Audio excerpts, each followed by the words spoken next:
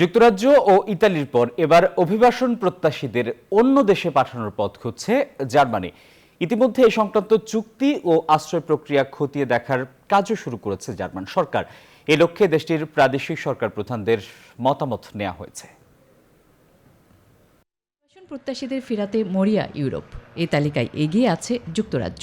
উপচে পড়া অভিবাসীদের স্থানান্তরে আফ্রিকার দেশ রুয়ান্ডার সঙ্গে চুক্তি করেছে ঋষি সুনাক সরকার। সেই চুক্তির আওতায় বিভিন্ন আশ্রয় কেন্দ্র থেকে অভিবাসীদের রুয়ান্ডায় পাঠানোর কাজও শুরু করেছে লন্ডন। এর আগে অভিবাসন প্রত্যাশীদের চাপে বিপর্যস্ত ইউরোপের আরেক দেশ ইতালিও পূর্ব ইউরোপের দেশ আলবেনিয়ার সঙ্গে অভিবাসী স্থানান্তরের চুক্তি করেছে। এবার সে পথে হাঁটার সিদ্ধান্ত নিয়েছে জার্মানি। ইউরোপের বৃহত্তম অর্থনীতির এই দেশটির সরকার জানিয়েছে দেশটিতে আগত অভিবাসন প্রত্যাশীদের আশ্রয় দেওয়ার জন্য সহযোগী রাষ্ট্র খুঁজছে জার্মানি। ইতিমধ্যে এই সংক্রান্ত চুক্তি ও আশ্রয় প্রক্রিয়া খতিয়ে দেখার কাজও শুরু করেছে দেশটি। জার্মানির 16টি প্রদেশের প্রতিনিধিদের সঙ্গে বৈঠক করেছেন দেশটির চ্যান্সেলর ওলাফ শলজ।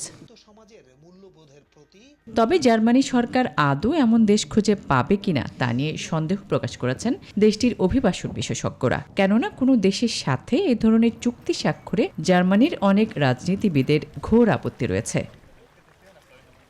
আসমা তুলি, নিউজ 24।